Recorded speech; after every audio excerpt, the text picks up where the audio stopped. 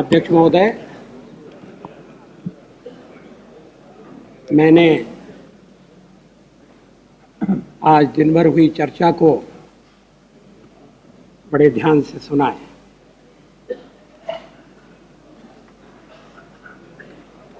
चर्चा में रोशनी कम थी, कभी गर्मी ज्यादा थी तो कभी हास परिहास ज्यादा था।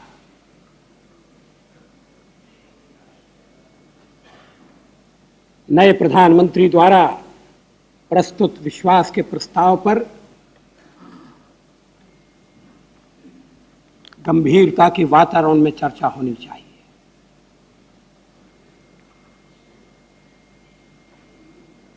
आखिर 10 महीने के बाद देश को नए प्रधानमंत्री की आवश्यकता क्यों पड़ी? हम दावा करते हैं कि भारत संसार का सबसे बड़ा लोकतंत्र संख्या की दृष्टि से है भी, लेकिन राजनीतिक अस्थिरता इस देश के बारे में कोई सही संदेश नहीं देती है।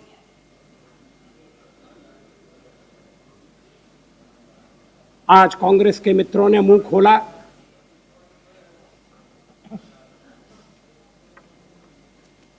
लेकिन बात साफ साफ नहीं हुई। यह कहना कि वो उस दिन नहीं बोले क्योंकि वो देवगौड़ा जी का लिहाज कर रहे थे, किसी के गले के नीचे नहीं उतरेगा। देवेगौड़ा जी को आपने अपना निशाना बनाया था। सारा विरोध देवेगौड़ा जी तक केंद्रित कर दिया था।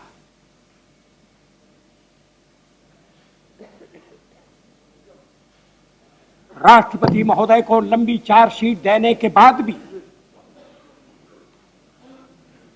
और मैं उसका उल्लेख करना चाहूंगा, जो पार्टी पिछले 50 साल से किसी न किसी रूप में शासन से संबद्ध रही है, क्या उसे इस तरह का आचरण करने की छूट दी जा सकती है? क्या जनता के प्रति उसकी कोई जिम्मेदारी नहीं है?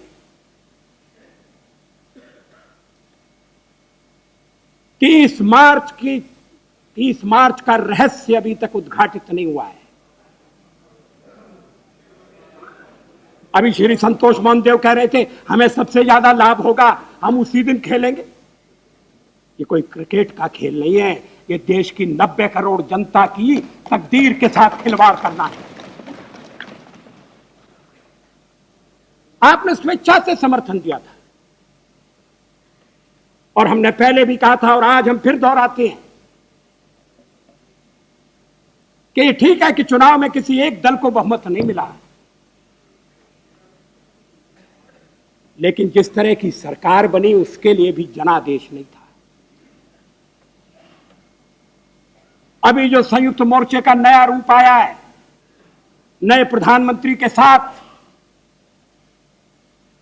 वो भी टिकाऊपन का आश्वासन नहीं देता।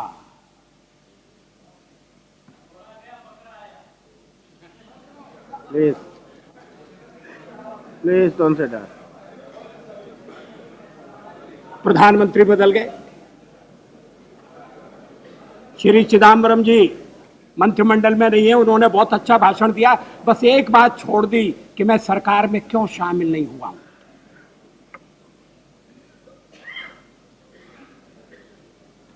पहले टीएमसी संयुक्त मोर्चे में शामिल थी, आज भी शामिल है, शासन में भागीदार थी, आज नहीं है। इससे मोर्चा दुर्बल होता है या शक्तिशाली होता है? मार्क्सवादी कम्युनिस्ट पार्टी की भूमिका में कोई अंतर नहीं है। वो बाहर से समर्थन करेंगे, सत्ता में भागीदार नहीं बनेंगे। देश में एक नई चतुर्वर्ण व्यवस्था स्थापित हो रही है और कम्युनिस्ट उसमें नए ब्राह्मण हैं। जो विधान देंगे, जो निर्देश देंगे, किसको छुआ जाए किसको न छुआ जाए इसका निर्धारण करेंगे। कौन अस्पृश्य है कौन स्पृश्य है इसके बारे में फैसले देंगे, फतवे देंगे, मगर एक साथ बैठकर कैबिनेट की एक टेबल पर बैठकर आदान प्रदान नहीं करेंगे, खाना पीना नहीं करेंगे, क्योंकि वो नई व्यवस्था के ब्राह्मण हैं। क्षत्रिय भी हैं जो समझते हैं कि राज करना हमारा अधिकार है, और इस सदन में खड़े होकर लोकतंत्र के सबसे बड़े मंदिर में खड़े होकर ये फासिस्ट भाषा बोलते हैं कि हम इस पार्टी को आने नहीं देंगे। आप कौन है रोकने वाले? अगर देश की जनता ने तय कर दिया है कि हम वहां आए तो आप नहीं रोक सकते। और यह भाषा जब मैं ऐसे माननीय सदस्य के मुंह से सुनता हूं जिस पर देश की सुरक्षा का भार है, मगर जिसके साथ केवल 17 एमपी है, यह भाषा लोकतंत्र की भाषा नहीं है। हम आपकी कृपा से नहीं आए, हम भी आपकी कृपा से आए। हमने कभी नहीं कहा, हम यह भाषा कभी नहीं बोलते। दो से दो मर्यादा में चंद्रशेखर जी ने सारी बहस को एक ऊंचे धरातल पर रखने की कोशिश की थी। ये सबसे ऊंचा लोक प्रतिनिधि संस्थान है।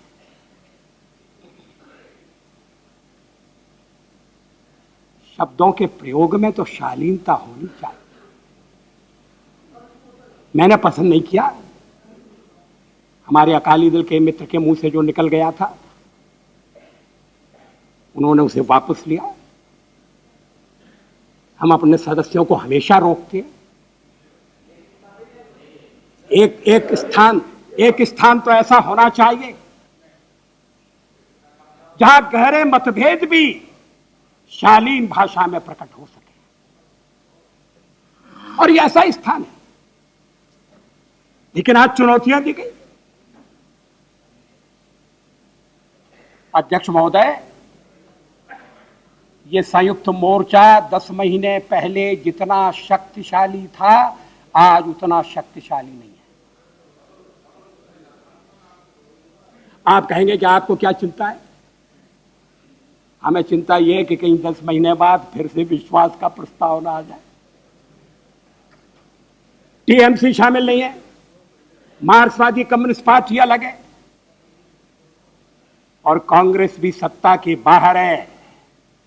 कांग्रेस के माननीय सदस्यों ने जिस तरह के भाषण दिए हैं उससे जो सत्ता में बैठे हैं उनके कान खड़े होना चाहिए। अगर जनता ने कोएलिशन के लिए वोट दिया था तो माइनॉरिटी गवर्नमेंट के लिए वोट दिया। कोएलिशन ऐसा हो सकता था, होना चाहिए था। और आज राष्ट्रपति जी का नाम लिया इसलिए मैं उनका उल्लेख कर रहा हूं। हमने राष्ट्रपति जी से कहा कि आप कांग्रेस को इस बात के लिए तैयार करिए और यूनाइटेड फ्रंट को भी इस बात के लिए तैयार करिए कि वो मिली जुली सरकार बनाए। 142 का दल बाहर है, मार्क्सवादी बाहर है, टीएमसी बाहर है। ये सब अगर जोड़ लिए जाएं तो 215 होते हैं। 204 हमें भारतीय जनता पार्टी, शिवसेना, समता, अकाली, हरियाणा विकास पार्टी, हमारे तो सरकार में शामिल होने का सवाल ही नहीं है। और बीएसपी भी अलग है। 204 में अगर 204 और 215 जोड़ लिए जाएं तो 419 सत्ता से दूर हैं। 550 के सदन में 419 सदस्य सत्ता से अलग हैं। ये सत्ता टिकेगी कैसे? इसमें तो अस्थिरता अंतर्भूत है, अंतर्निहित है। जब संयुक्त मोर्चा बना, कांग्रेस ने समर्थन देने का फैसला किया, वातावरण अच्छा था। आज वातावरण कटुता भरा हुआ है। देवेगौड़ा की बलि चढ़ाई गई है, नेता को छोड़ दिया। सर्वनाशे समुत्पन्ने अर्धम त्यजति पंडिता। जब सब कुछ जाता दिखाई दे तो आधे को छोड़ देना चाहिए, ऐसा शास्त्र वचन है। देवेगौड़ा जाते हैं, जाने दो, सत्ता रहना चाहिए, लेकिन सत्ता में दरारें पड़ रही हैं। इस पर पुनर्विचार करने की आवश्यकता है। ऐसी मिलीजुली सरकार क्यों नहीं बन सकती कि जिसमें एक विचार वालों की भागीदारी हो।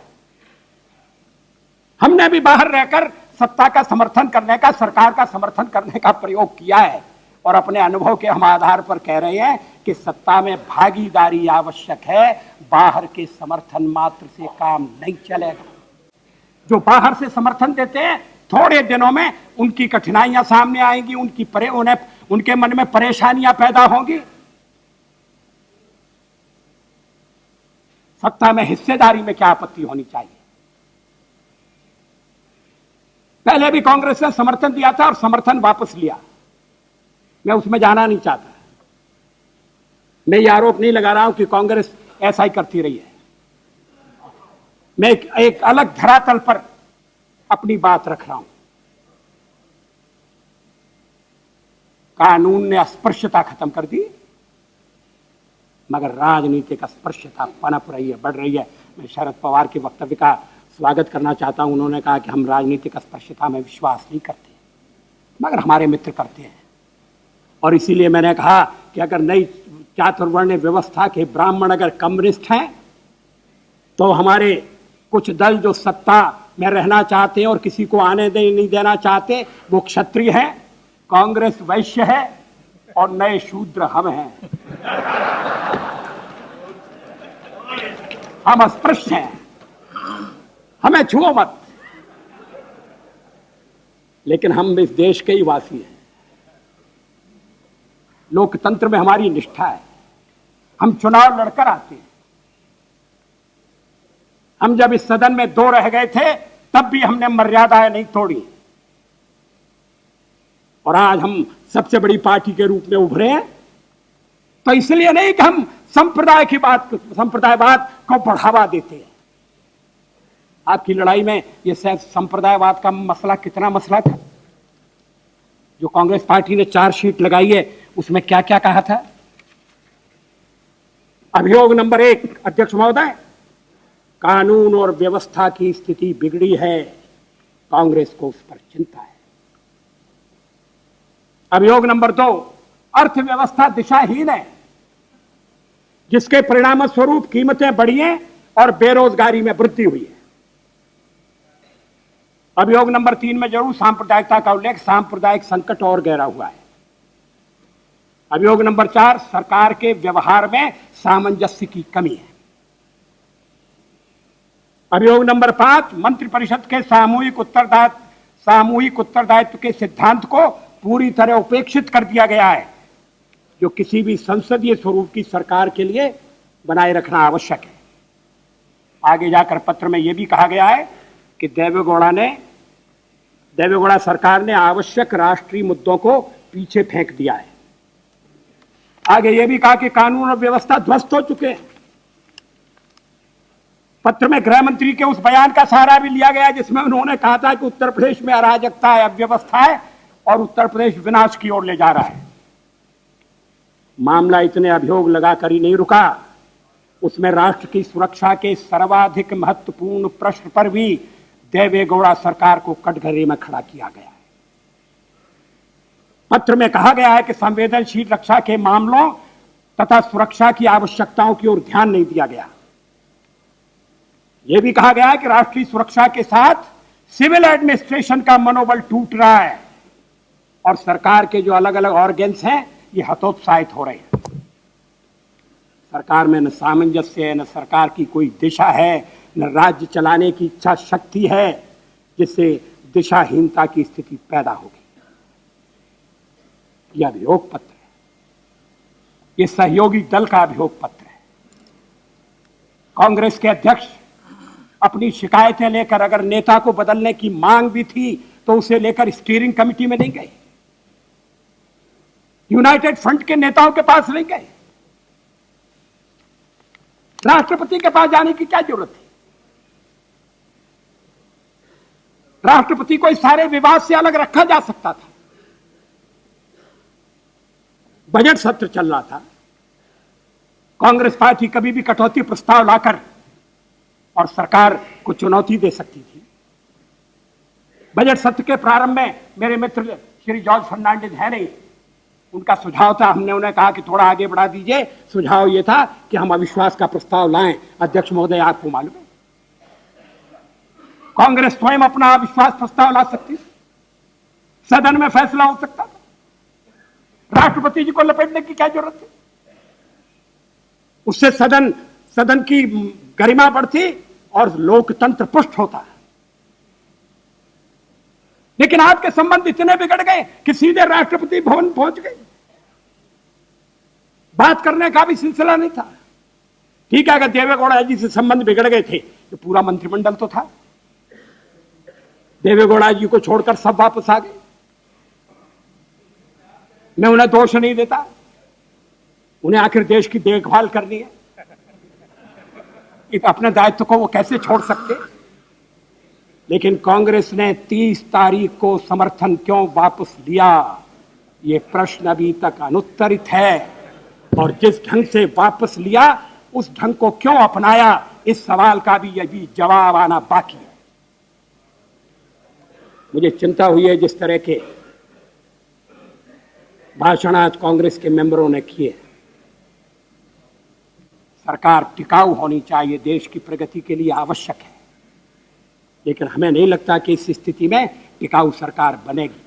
अगर बनेगी तो मिलीजुली सरकार का रूप बदलना पड़ेगा। रूप बदलने के लिए आप तैयार नहीं है। मतभेदों को ताक पर रखकर मिलकर काम करें, यह कठिन है। सत्ता, आखिर तो राजनीति सत्ता का खेल है, भागीदारी होनी चाहिए। मैं समझता था कि आज कांग्रेस के सदस्य बोल रहे हैं, थोड़ी सी रोशनी डालेंगे। क्यों 30 तारीख चुनी गई?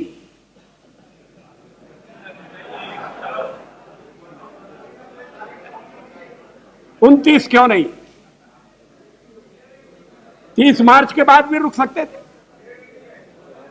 यह अभी तक इस पर पर्दा पड़ा हुआ है और बातें हो रही हैं पारदर्शिता की, बातें हो रही हैं विश्वास की। हमें नहीं मालूम, हम तो आपसे पूछ रहे हैं। आपने शासन का भार संभाला है और आपको समर्थन देने का फैसला किया है, लेकिन हम उत्तर चाहते हैं, देश उत्तर चाहता है।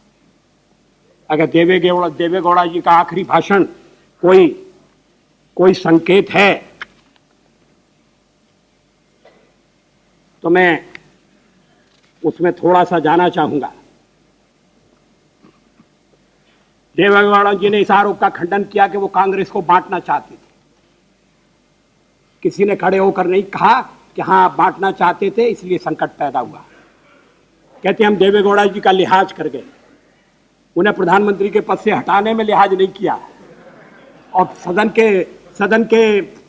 सदन में सही जवाब देने में लिहाज कर गए। देवेगौड़ा जी ने यह कहा है कि मैंने जिस दिन कांग्रेस ने समर्थन वापस लिया उसके दूसरे दिन संयुक्त मोर्चों में शामिल सभी दलों से एकत्र होकर पूछा था और उन दलों ने कहा यह आप लोगों के लिए, no you must not resign, you should go before the house, we must test and we must find out who is who. इस आश्वासन पर देवेगौड़ा जी सदन में आए थे। वो तो समर्थन वापस लेते ही इस्तीफा देने को तैयार थे, ऐसा उनका कहना है, और दे भी देना चाहिए था। लेकिन उन्हें आश्वासन दिलाया गया चिंता मत करो। और उस दिन जिस तरह से देवेगौड़ा के भाषण पर तालियां पीटी जा रही थी, मुझे लगा कि ये सचमुच में समर्थन वास्तविक है। उस दिन दास मुंशी ने भी कहा था, I did not accuse you entirely. ये दास मुंशी के शब्द हैं। अगर पूरे मंत्रिमंडल के खिलाफ चार्जशीट थी तो फिर देवेगौड़ा को अकेले निशाना क्यों बनाया?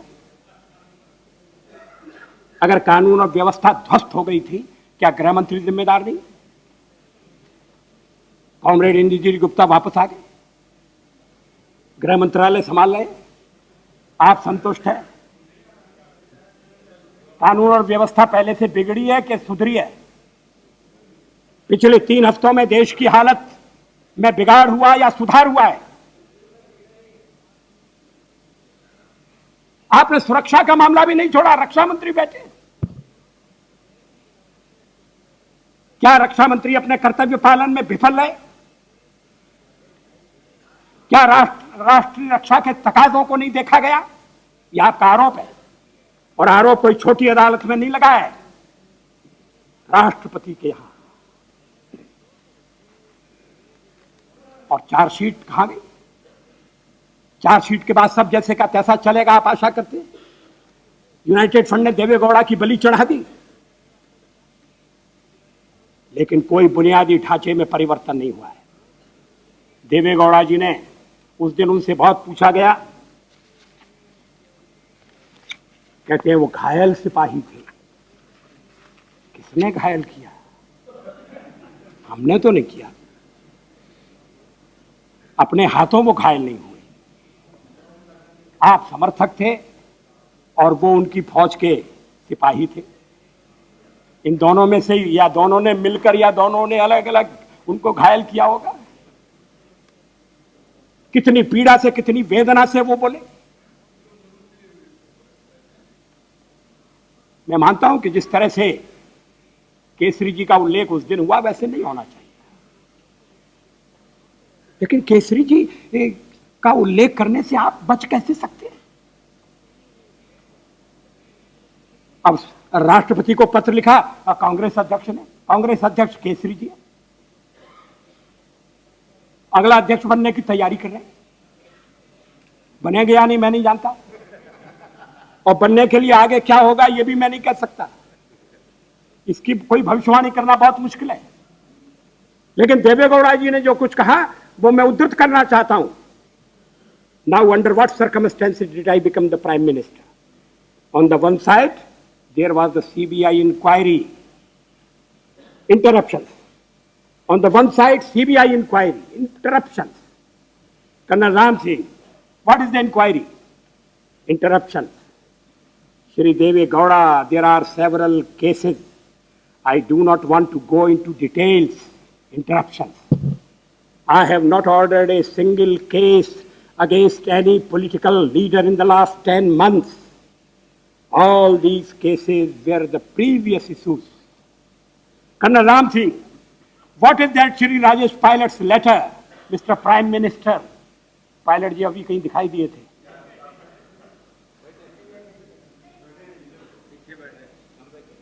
Mr. Prime Minister, that was the question. What is that Shri Rajesh Pilot's letter? Deve Gowda ji, I have not passed orders about anybody, or to hold an inquiry, or to conduct an inquiry by the CBI in the last 10 months. But I have not interfered. I have not interfered in any case, including that of my own chief minister. My own party's prestige is involved here. Whether things are moving in the right direction or not, I do not want to comment on that. ये chief minister कौन है?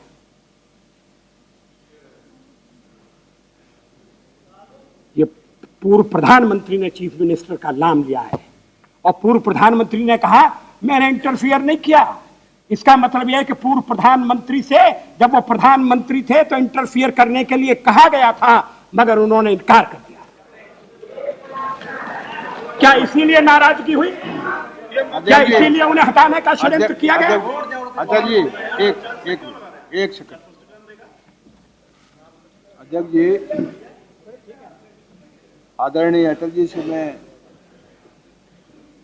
महसूस करता हूं कि वो ठीक बोल रहे हैं, और निश्चित तौर पर जो उन्होंने कहा उस भावना को लेना चाहिए कि उनकी पार्टी के लोग भी बहुत से केसों में फंसे हुए हैं।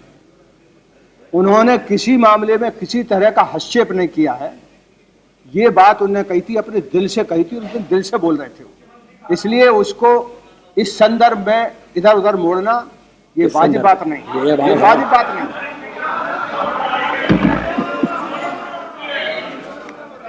अध्यक्ष महोदय, मैं कोई तोड़ मोड़ नहीं कर रहा हूं, मैं शब्दों का सीधा साधा अर्थ निकाल रहा हूं।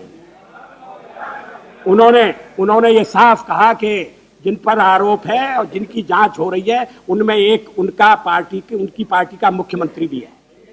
ये तो मैं कह रहा हूं। मगर यादव जी, आपको थोड़ा मुझसे ज्यादा पता होना चाहिए। कृपया बता दीजिए सदन को वो कौन मुख्यमंत्री है।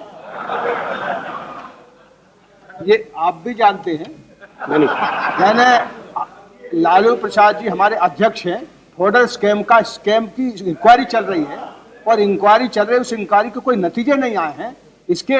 उसके पहले ही शक कर देना, इसके पहले ही कोई चीज को इशारा कर देना, ये वाजिब नहीं। अटल जी, अटल जी, अध्यक्ष जी, अडवाणी जी के ऊपर आरोप रहा, एक मेंबर ने हमने कभी नहीं कहा होगा कि वो वाजिब है, कोई गड़बड़ बात करते हैं। हमने नहीं कहा, बड़ी होगा, हमने नहीं कहा। आपसे भी कह रहा हूं मैं कि एक इंक्वायरी चल रही है और अभी कोई बात फैसला नहीं आया है। इसके पहले भी आप कोई मोटिव रखेंगे, ये वाजिब बात नहीं। अध्यक्ष जी, मेरे मित्र श्री शरद यादव, श्री लालू प्रसाद यादव की अडवाणी जी के साथ तुलना न करें। अडवाणी जी पर आरोप लगा, अडवाणी जी ने लोकसभा की सदस्यता छोड़ दी, पार्लियामेंट आने से मना कर दिया और कहा कि जब तक आरोप हटेगा नहीं मैं चुनाव नहीं लड़ूंगा। और आपके मुख्यमंत्री ये घोषणा कर रहे हैं कि अगर उन्हें जेल में भेज दिया गया तो वहां से मुख्यमंत्री का काम चलाए। अटल जी, आप अकेले ऐसा मत समझिए, इस पार्टी में भी लोग हैं, मैं भी था सदन में इसमें, और आप कंपैरिजन की बात करते हैं, यानी इस सदन में हम भी थे, हमने कोई गुनाह नहीं किया, हमको भी यहाँ फंसाया गया। और सच्चे लोगों का आज भी जो बिहार में है, पानी का दूध होगा, तब आप कोई बात कहेंगे तब मैं मानूंगा। इसके पहले मत कहीं तुलना जो है। हाँ ठीक है, हम लोग मतलब है ना बहुत हजारों वर्षों में पहली बार आए, हमारी और आपकी तुलना नहीं हो सकती, वाजिब बात है, वाजिब बात है। आपकी जवाब बहुत बढ़िया है, ये पूरा सदन आपका है, हम सब जानते हैं। लेकिन ऐसा मत करिए कि हमारे ऊपर आरोप लगने के पहले लग जाए तो जरूर आप कहिए, मैं आपको नहीं रोकूंगा। कंपैरिजन करना और तुलना करना, सही बात कर रहे हैं आप, हमारी तुलना नहीं हो सकती है, हमारी उनकी तुलना नहीं हो सकती है, आपकी और हमारी तुलना नहीं हो सकती है। हम जब बोलेंगे हमारी बात नहीं छपेगी, आपकी सब पूरी बात छपेगी, हम सब जानते हैं। इसको बात मत करिए, इस बात को मत लगाइए। यानी इस सदन में आप भी बोल रहे हैं बजट पर और मैं भी बोला हूँ, आपका पूरा बयान पूरे देश में छपा है और मेरा 5 लाइन नहीं छपा। हमारे आप में अंतर है, जरूर अंतर है। आप जो अभी वर्ण व्यवस्था की बात कर रहे थे, आप वर्ण के मतलब वर्ण के और प्रवाह के आदमी हैं अटल जी, इसलिए आप मौज में हैं, आप इसलिए मौज में हैं। हम में और आप में जरूर अंतर है, इसमें कोई शक नहीं, हमारी आपकी तुलना नहीं हो सकती।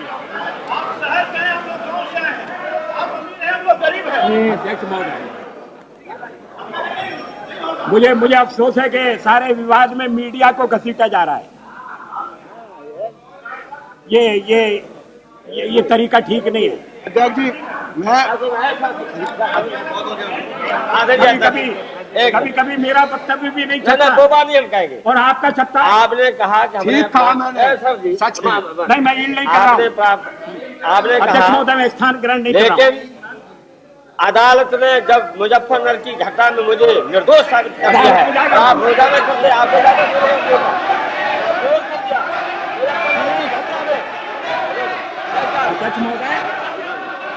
और रोजाना आप बोलते हो, तो कभी सदस्यों को नहीं स्वीकार करते। अगर यही बात होगी अध्यक्ष महोदय, तो बहुत सी बातें निकलेंगी, बहुत सी बातें मेरे पास अभी निकलेंगी। ऐसा मत समझिए, में निकलेंगी।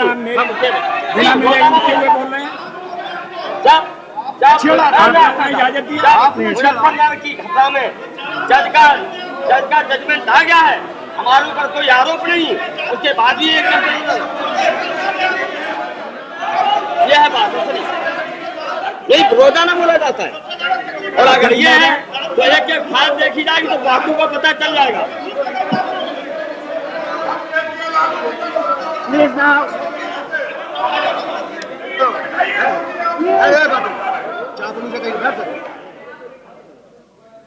अध्यक्ष महोदय, मैं तो नए प्रधानमंत्री से सिर्फ इतना आश्वासन चाहता हूं कि जिनके भी खिलाफ अभियोग हैं, सीबीआई जांच कर रही है या जांच करने लायक केस है, उनकी ठीक तरह से जांच हो। मामले जहां अदालत में हैं वहां किसी तरह का दबाव डालने का प्रयास न किया जाए, किसी मामले पर लीपापोती नहीं होना चाहिए। मैं इतना सा आश्वासन चाह रहा हूं। और ये इसीलिए मैंने आज बीच में भी सवेरे जब प्रधानमंत्री जी भाषण कर रहे थे तो मैंने और उन्होंने कहा कि विच हंटिंग नहीं होना चाहिए, तो मैंने पूछा था क्या विच हंटिंग हो रहा है? अगर नहीं हो रहा तो फिर ये कहने की जरूरत ही नहीं थी कि नहीं होना चाहिए, तो स्वाभाविक है। और अगर विच हंटिंग होगा तो उसको रोकने के लिए भी अदालत है, न्यायालय हस्तक्षेप करेगा। निर्दोष दंडित नहीं होना चाहिए और दोषी छूटना नहीं चाहिए, ये न्याय का तकाजा है, कोई कितना भी बड़ा हो। लेकिन देवेगौड़ा जी ने उस दिन जो कुछ कहा उसको मैंने आपके सामने उद्धृत कर दिया है, और वो शब्द स्वयं बोलते हैं, वो संकेत देते हैं। अध्यक्ष महोदय, मैं एक प्रश्न का और उल्लेख करूंगा, सांप्रदायिकता का। सेक्युलरवाद खतरे में है, इसलिए जो भी सेक्युलरवाद के हामी हैं वो सब इकट्ठे हो जाएं। इकट्ठे होने के बाद आपस में लड़ते भी जाएं, फिर जब इकट्ठे हों तो सेक्युलरवाद का नाम लें। ये कब तक चलेगा? हम बढ़ रहे हैं और जो सेक्युलरवाद की जरूरत से ज्यादा दुहाई दे रहे हैं। सेक्युलरवाद तो देश को होना चाहिए, वादी होना ही चाहिए, मैंने उस दिन भी कहा था, और ये देश हमेशा सेक्युलरवादी रहेगा। लेकिन इस सवाल पर कहीं आत्ममंथन है? कोई अपने गरेबान में मुंह डालकर देखने के लिए तैयार है कि हो क्या रहा है? 1996 mandate, its meaning and message, V N. Gadgil. हमारे कांग्रेस के मित्र जरा ध्यान से सुने। गाडगिल साहब उनके प्रवक्ता हैं, मैं उनकी किताब में से उद्धृत कर रहा हूं। कुछ लंबे उद्धरण है मगर मैं अपने को रोक नहीं सकता।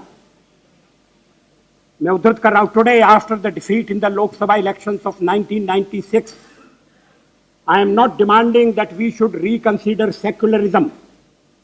My insistence is that we must re-examine the contents of the Congress concept of secularism. This is the basic difference between myself and Vajpayee.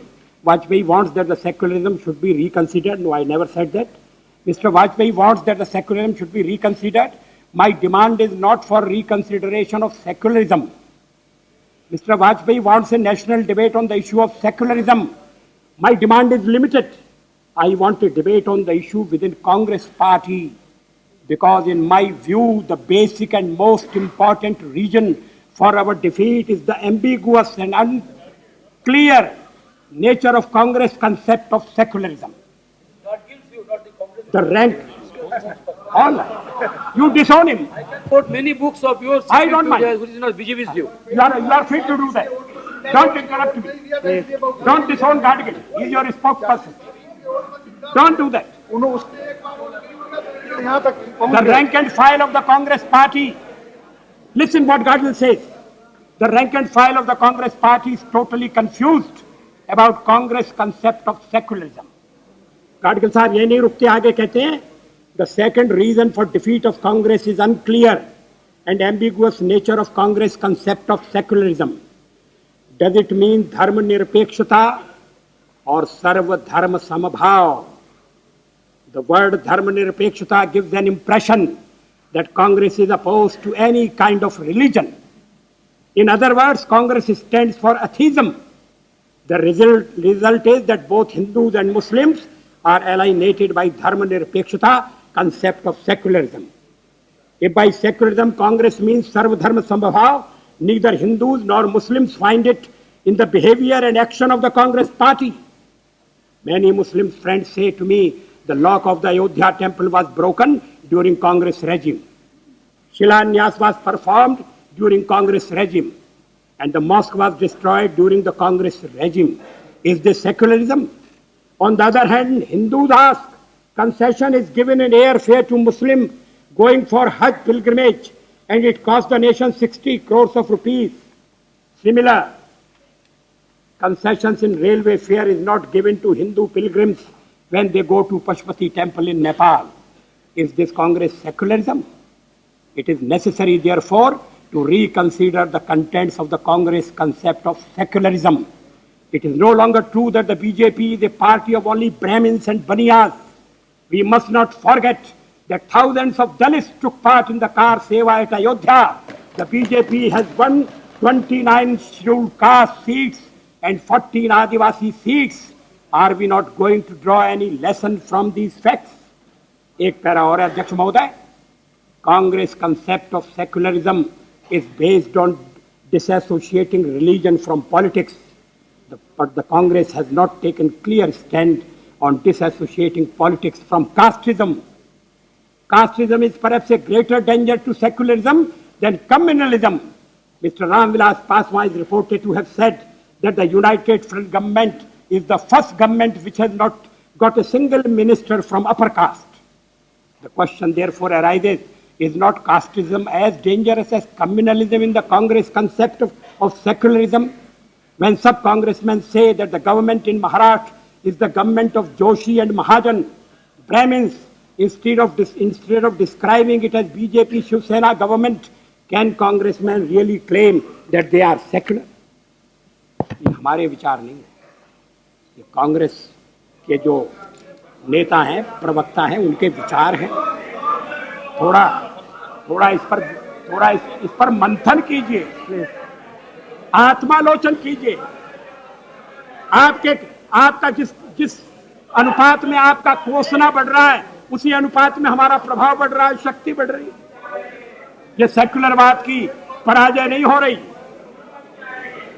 सर्वधर्म निरपेक्षता, सर्वधर्म समभाव, ये सही अनुवाद है. सेक्युलरिज्म का सही अनुवाद है सर्वधर्म समभाव, संप्रदाय निरपेक्षता, धर्म निरपेक्षता नहीं. ये देश कभी अधार्मिक नहीं हो सकता, धर्म विरोधी नहीं हो सकता. इसको समझना चाहिए. एक मिनट. हाँ पंडित जी महाराज, आप जरूर बोलिए. ये तो अच्छी बात है कि धर्म, वैसे पंडित जी के लिए सर्वधर्म समभाव तो ठीक बात आप बोल रहे हैं, लेकिन उसमें अलाउड है कि किसी का मस्जिद तोड़े और रोज रोज धमकी दे कि ये मंदिर तोड़ेंगे.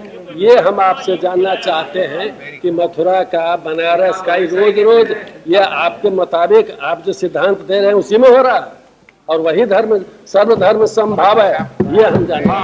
अध्यक्ष महोदय, जो प्रश्न खड़ा किया जा रहा है, उस प्रश्न का उत्तर महाराज, पंडित जी महाराज, आपको मालूम है, हम कई बार ये स्पष्ट कर चुके हैं कि अयोध्या में जो कुछ हुआ वो एक दुर्घटना थी, वो एक हादसा था. अगर अब आप सुनिए, किसी को ब्लेम करने की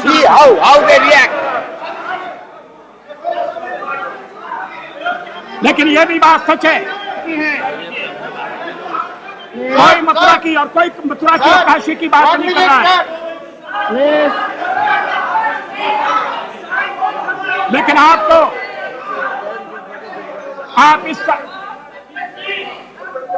अध्यक्ष महोदय, आप इस सच्चाई से इनकार नहीं कर सकते कि देश में कुछ धर्मस्थान ऐसे हैं जिनके बारे में विवाद है. आपने भी प्रस्ताव पास किया, एक कानून बनाया, उसमें भी आपने अयोध्या को छोड़ दिया. क्यों? काशी और मथुरा का समावेश है, अयोध्या का नहीं है. काशी और मथुरा का है, लेकिन उसके खिलाफ वहाँ थपथपाते हैं हाथ हाथ। आप ये बताइए, उसको न कहिए। आप ये बताइए, आपने अयोध्या क्यों छोड़ा? और जो थपथपाते हैं उन्हें थपथपाने दीजिए। आप मगर सांप्रदायिकता को थपथपाने का गुनाह मत करिए। एक तरह की सांप्रदायिकता को बढ़ावा देकर आप दूसरे तरह की सांप्रदायिकता से नहीं लड़ सकते, ये ध्यान रखिए। One question which he asked me, I could not reply to his satisfaction. I would like to ask Vajpayee ji, will you kindly कृपा करके this house को बोलेगा 6 December 1992, what was the auspicious day to break Babri Masjid? Why not 5th December? Why not 7th? Why not 10th? Please, I want to understand. I'm a novice in politics. अध्यक्ष महोदय, उस समय कांग्रेस की सरकार थी, नरसिंह राव जी प्रधानमंत्री थे। अगर जानकारी प्राप्त करना है तो पड़ोस से जानकारी ले लीजिए, इतनी दूर की यात्रा क्यों करते हैं? Sir, Mr. Speaker, sir, Vajpayee ji will kindly respond. That was a matter that what they call structure, what my friends there call structure at Ayodhya, we call Babri Masjid. That was subject matter of judicial proceedings. The state government had given a solemn assurance to the nation and to the Supreme Court of this country to protect it. Now, what did you do? What your party, what your government there did do to protect this? Therefore, instead of that, not one word of condemnation has been made. That's what we want to know. How can you say just because, sir? I'm not replying.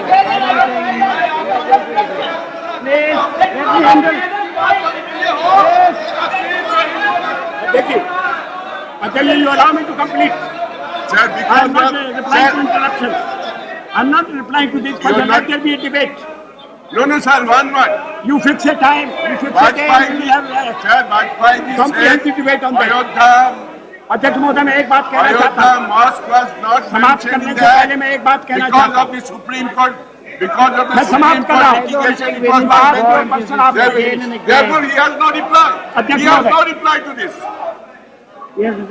अध्यक्ष महोदय, मैं नए प्रधानमंत्री के इस वक्तव्य का स्वागत करता हूं कि देश आम सहमति के आधार पर चलना चाहिए, मुठभेड़ की भावना से नहीं, संघर्ष की भावना से नहीं। देश में विदेश नीति के सवाल पर आम सहमति बहुत पहले से रही है और श्री गुजराल ने विदेश मंत्री के नाते उस आम सहमति को आगे बढ़ाने का प्रयास किया, उसको पुष्ट करने का प्रयास किया है। उन्हें सफलता भी मिली है। पड़ोसी देशों के साथ संबंध सुधरे, हम भी ये चाहते हैं।